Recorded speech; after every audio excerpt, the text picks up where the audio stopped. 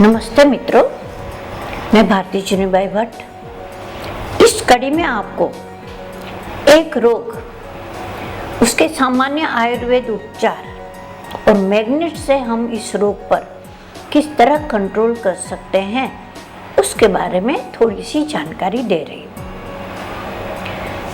Ebola नाम सुनकर हम थोड़े घबरा जाते हैं और जब यह रोग बड़ी मात्रा में फैला हुआ था तब तो पूरी दुनिया इससे घबरा रही थी। अफ्रीका के इबोला नदी के किनारे ऐसे जंतु मिले कि जो आदमी के पांव से चलते चलते अंदर घुस गए उसके शरीर में, और वो इतने कम समय में इतने फैलने लगे कि पूरे शरीर गर्म करके उल्टी, मूर्छा और फिर मृत्यु। अब इस रोग में क्या होता था तो बहुत ही जोरों से बुखार आने लगा और जम्स एक दूसरे को ऐसे लगने लगे कि वहां से लोग भागने लगे, क्योंकि उस समय वहां सरकार के पास इस रोग की कोई दवा नहीं थी, न ही वहां, लेकिन दुनिया में ऐसा रोग पहली बार लोगों ने देखा, इसलिए इसकी कोई रसी नहीं, कोई दवाई नहीं। हाँ, तरह तरह की अलग अलग दवाइयाँ के बारे में पेपरों में आने लगा। वहाँ से भागे हुए लोग जहाँ भी जाते थे लोग उनसे डरते थे, और बात भी सही थी क्योंकि यह रोग बहुत जल्दी फैलने वाला था। फिर उन लोगों को कंट्रोल किया। अब उस देश में रहने वाले जितने भी विदेशी थे, इंडियन, अमेरिकन, XYZ, वह सब भी अपनी जान बचाने के लिए अपने अपने देश में यानी वतन में वापस भागने लगे। और तब हमने और आपने भी पेपर में पढ़ा होगा कि एयरपोर्ट पर उनकी कड़ी जांच होती थी और जरा भी बुखार नजर आए तो उसको हॉस्पिटलाइज कर देते थे। और तब जाके आयुर्वेद के ज्ञाताओं को पूछा गया कि इसका कोई इलाज है, और बहुत से विद्वानों ने तब उसका इलाज शास्त्रोक्त रीत से बताया। उनमें से कुछ हम आपको बताते हैं कि यह रोग, जिसको हम आज इबोला कहते हैं, हजारों साल पहले हमारे ऋषि मुनियों ने अपने आयुर्वेद शास्त्र में उसके बारे में लिखा है। यहाँ पर उन्होंने लिखा है कि बुखार एक तरह का नहीं होता है। हमारे यहाँ तो बुखार आया तो एक दवा घर में पड़ी है वो सब खा लेते हैं, लेकिन सचमुच ऐसा बात नहीं है। बुखार वात, पित्त और कफ तीनों प्रकार से होता है। जिस वात, पित्त, कफ में से जिस गुण को बढ़ गया या कम हो गया, ऐसे बुखार आता है। तो हर वात, पित्त और कफ हर एक का अलग अलग इलाज होता है, अलग दवाई होती है। इबोला का जो रोग है उसके जो लक्षण है, पहले तो कारण, लक्षण और उपचार। अब कारण जाने तो कि ये जंतु एक शरीर से चमड़ी के द्वारा, खांसी के द्वारा या ब्लड के द्वारा दूसरे में प्रवेश कर सकता है और इतना जल्दी बढ़ जाता है कि उसका इलाज करना मुश्किल हो जाता है। ये सब वर्णन आयुर्वेद में भी है।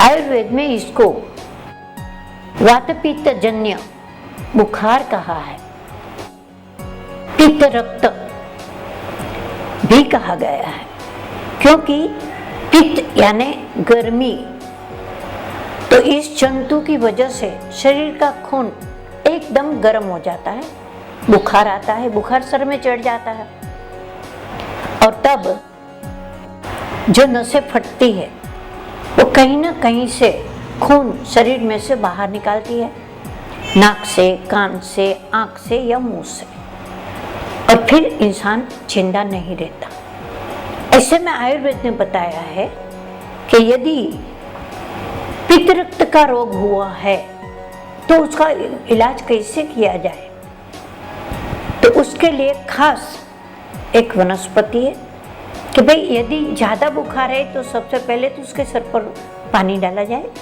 बुखार सर पर न चढ़े उसका ध्यान रखा जाए। यह रोग प्रायः कमजोर व्यक्ति को जल्दी असर करता है, यदि हेल्दी व्यक्ति है तो उसको कम असर करता है। अब उसके लिए उनको सर में दर्द होता है, उल्टी होती है और बेहोश होने लगता है। तब उसका उपचार कैसे किया जाए?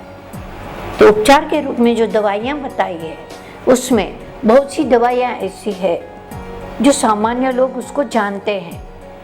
एक तो चंद्रकला रस है, सुदर्शन है, पित्तपापड़ा है और चंदन।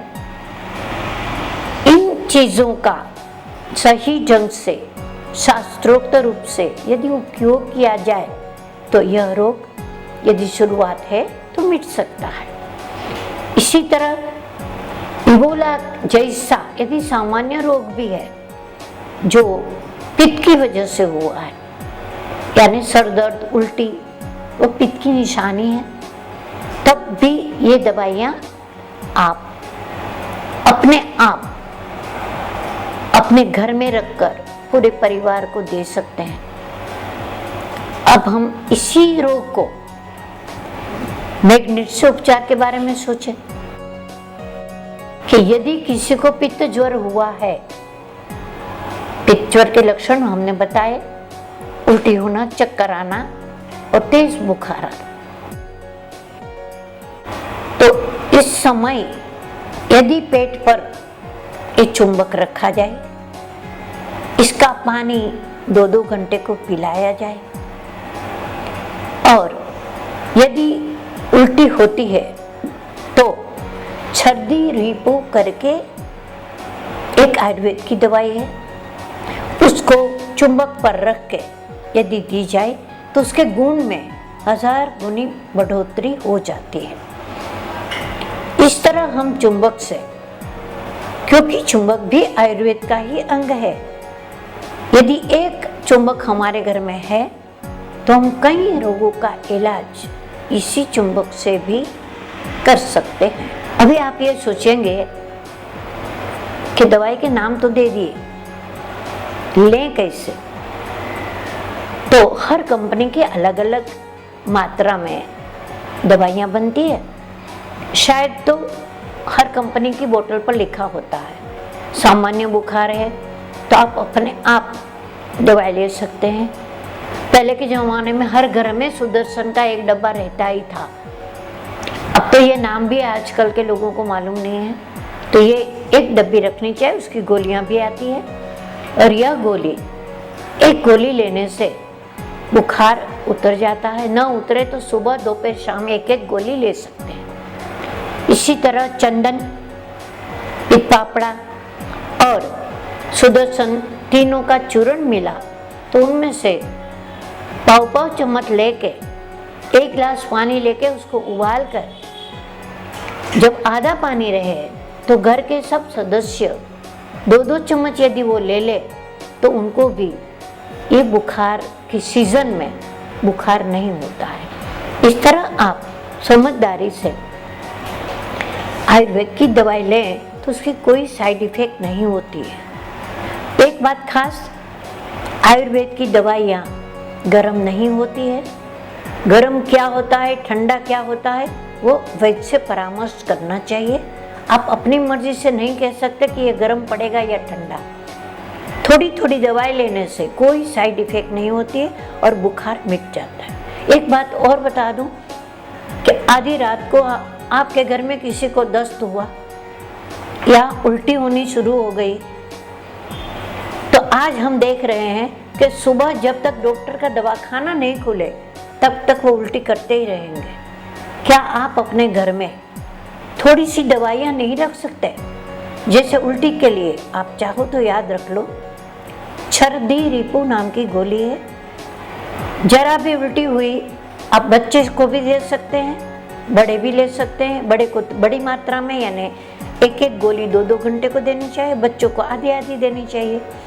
उल्टी 2-3 घंटे में मिट जाती है। इसी तरह दस्त है तो आप कुटज घनवटी ले सकते हैं।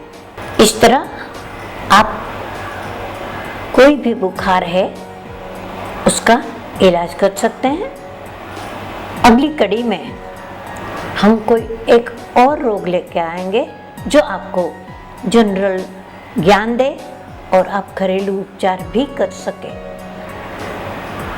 स्वस्थ रहिए, सुखी रहिए और हमसे मिलते रहिए। नमस्ते।